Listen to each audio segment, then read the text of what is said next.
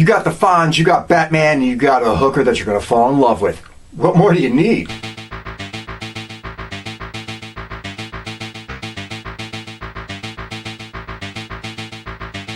Okay, everybody, we've been doing a lot of thrillers and a lot of horror lately, so we had to mix in some comedy. And we are mixing in a motion picture that you are absolutely going to love. I absolutely love. This movie will put a smile on your face and take a frown away when you're feeling down. I am talking about 1982's Night Shift. This movie is fucking awesome. Anyway, before we get going any further, before we dive into this whole little gem, once and again, and as always, to the trailer. Chuck Lumley's a nice guy. Maybe too nice, and everyone knows it.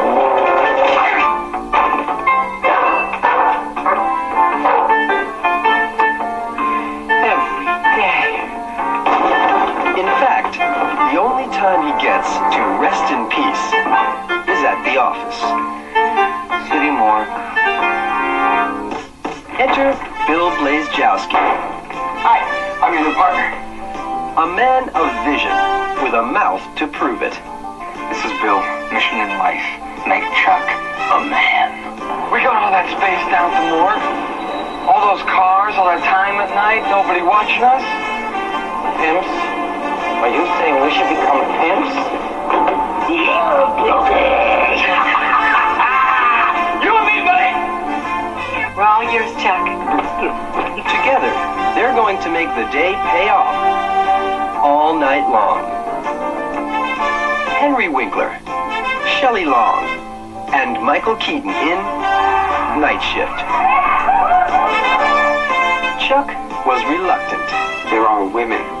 Female human beings rolling around in strange beds with strange men, and we are making money from that. Is this a great country or what? Bill was out of control. Hey, look at this!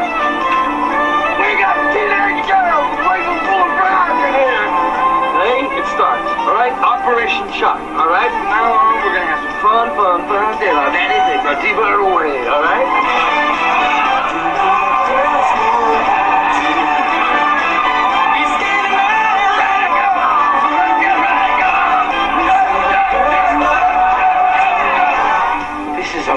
You're partying in a morgue. The sick world. Yeah, thank God. With Bill's head for finance and Chuck's knack for figures, everyone's got it made. There's only one minor obstacle, and it's not the Better Business Bureau. Hold on, Chuck, I'm coming, buddy! Night Shift. It makes a day seem dead by comparison.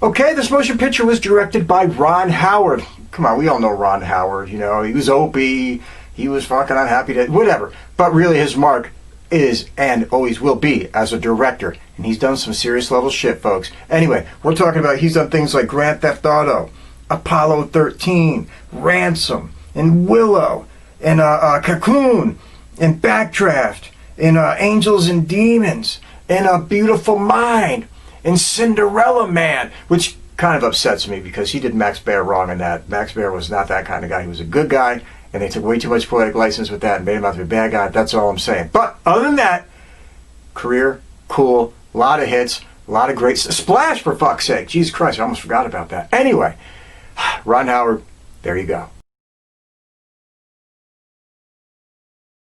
Okay, playing Chuck, we got Henry Winkler. Come on, let's dive in. We're talking about he was in stuff like The One and Only, which is a motion picture I fucking love, and Heroes, which is a forgotten gem, and The Lords of Flatbush, which is another forgotten gem. He was in that with the Stallone himself, and of course he was in The Water Boy, and Little Nicky, and Holes, and he was on TV and stuff like The Mary Tyler Moore Show, and MacGyver, and he was on Rhoda, and Mork and Mindy, and he was on Shirley and Laverne, or Laverne and Shirley, because he was really one of the biggest stars of the 70s on Happy Days as Arthur Fonzarelli. There's no way to escape it, folks. He had a craze around him in the 1970s that was like of a rock star epic proportion. There was Fonzie lunchboxes, there was Fonzie puzzles, there was Fonzie pencils, you name it, it was there. Phenomenon, cultural icon at its time, Henry Winkler, there you go. Playing Billy Blazejowski, Michael Keaton. Dude has been all over the place with the roles he plays, and that's actually a pretty good shit. So, let's get going. We're talking about he was in stuff like Mr. Mom and Gung Ho and Johnny Dangerously and Birdman and Pacific Heights and Jackie Brown and Multiplicity, and he was in The Other Guys, and of course, his two roles that really he will always be remembered for is as Beetlejuice, and of course as Bruce Wayne in Batman. You remember the one in the 80s? Come on, folks, man. That would, if he just did his career in the 80s and never did anything after that, he'd already be cemented in time. Just the way it is. Playing Belinda, and she was cute as a button in this. Shelley Long. That's right, folks. Shelley Long. Let's roll. We're talking about she was in stuff like The Money Pit and Hello Again and Irreconcilable Differences, and she was in Caveman. Oh my god, if you've never seen Caveman, you gotta look that shit up. I'm telling you, her and Ringo Starr. She was in the Brady Bunch movie and Troop Beverly Hills and An Outrageous Fortune, and of course she played Diane on Cheers. What more do you need to say, folks? For a period of time, she was huge. I think maybe she should have stuck with the TV a little bit longer. You know, I think she did the David Caruso thing, kind of went to be a bigger star in the movies, and it didn't work out, but it is what it is. Anyway, solid legacy is the way it goes. Playing Charlotte, Gina Hecht.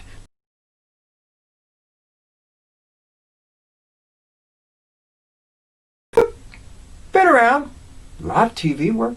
Might not jump out at you, but she's been there. We're talking about she was in stuff like Heartbeat and Mork and Mindy, where she was like, come on, you remember Mork and Mindy, and Trapper John M.D. in The Loathe Boat, who wasn't there, and Hung and Dream On, and L.A. Law, and Seinfeld, and The District, and ER, and she was even on Glee. So, you know, you see her in this, you might think, oh, whatever happened to her? But she had a really big career, did a whole bunch of shit, still working, still going, rock on. Right, playing Pig! That's what they credit it as. Richard Belzer. Come on, remember, man? Way back in the day. Fucking like this kind of like wacko comedian back in the time. Ah, man, a lot of people don't remember. Anyway, he was in movies like The Groove Tube and some other stuff, but really, it's television. We're talking SNL and The Wire and Miami Vice and The Flash and Human Target and Lois and Clark and The Invaders and Homicide and Law and Order and 30 Rock. So, Richard Belzer was out there doing a lot of shit, man. Doing a lot of shit. Okay, playing Cleon by Jola. Might not jump out at you, man, but he was in some stuff. We're talking about he was in things like, you know, A Rage in Harlem, and Penitentiary, and Mississippi Burning, and The Last Boy Scout, and The Hurricane, and The Water Dance, and he was on ER, and he was in The X-Files, and he showed up on one of my favorite shows of all time, that dark, brooding fucking thing it was, Millennium. So, out there, did a lot of shit. Maybe you recognize him, maybe you don't, but he was working. Also, there is a shit ton of human beings in this motion picture that you have seen in other things and you will recognize from other things. We're talking about, you had like Tim Rossovich, remember him? He was fucking floating around in Looker. And we're talking about Nita Talbot, I mean, come on, Hogan's Heroes and shit, and Pat Corley, who's like a Murphy Brown, and Bobby DeCiccio from like 1941, and fucking Philadelphia Experiment, and Joe Spinelli. Come on, man, you're talking like, you know, the Rocky flicks and shit, and Clint Howard, who popped up in fucking everything. You got Jade Barrymore, you know, Drew's mom, and you fucking got like Ola Ray. Come on, who doesn't remember her from fucking... And Casey Winkler, who was like a hot chick in the 80s, and Monique Gabrielle, who was another hot chick in the 80s. You had all these people floating around this thing. And there's even some people I'm not going to give you who they are. But I'm telling you now, there's a guy in here that was like in Lethal Weapon. Keep an eye out early in the flick. There was a guy in here who danced with wolves. Keep an eye out for the frat boys. You had even some guest appearances by the director in this. I'm not going to tell you where he pops up, but I'll say it. Keep an eye out. This movie is fucking loaded. Okay, everybody, we're going to try to get through this story in 90 seconds or less so we can get to the summation, which is where we have the most fun, which is where we all rather be, which is where we have the best time. Anyway, let's go. You got this guy. He's a pimp. Well, he's being chased down by a couple mobsters. Well, apparently he hasn't been paying him right, so they pitch his ass out like the 5th story of a window. He doesn't make it.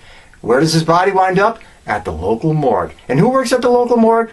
Well, Chuck does. Chuck's a really sweet guy, timid guy, easily intimidated guy, gets walked over by everybody. I mean, his girlfriend, her family, his mother, you name it, they kind of shit on him, including his boss.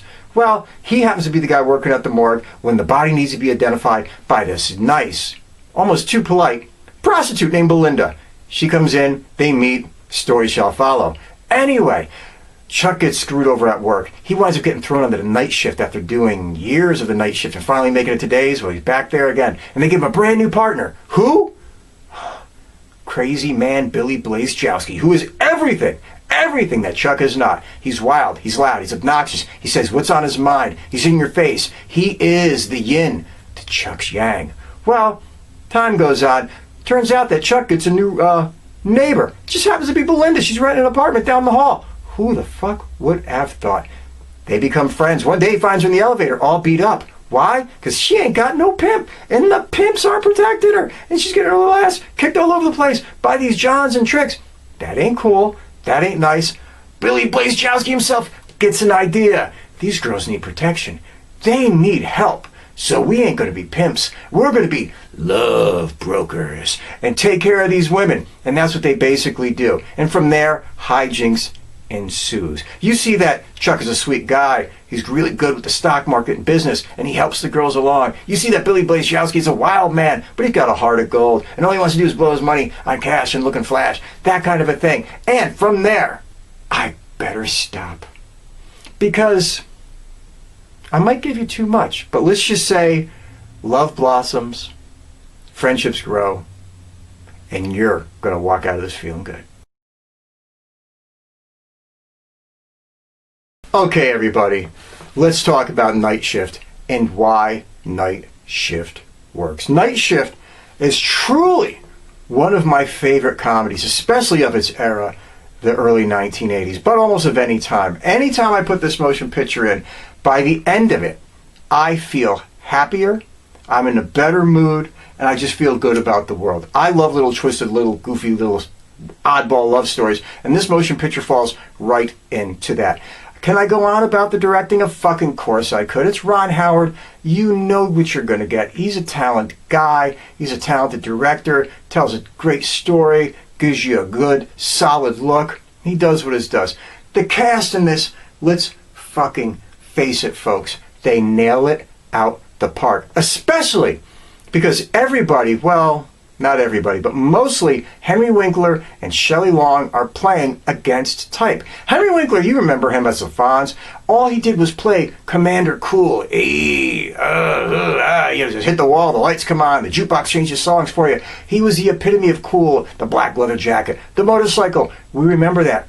But the thing I love about Henry Winkler is when he's not in that mode, which is basically that one time, he always plays the exact opposite. Whether it was in The One and Only, whether it was a really hurt vet in Heroes, no matter what he does, he's played the complete opposite of a cool guy, the complete opposite of a tough guy. And this is what he does here. At a time when he was still roundly known and widely known as the Fonz, he's out there taking on a role where he basically plays a giant nerd. And I think that's just awesome. And he plays it perfectly, and his comedic timing is spot the fuck on.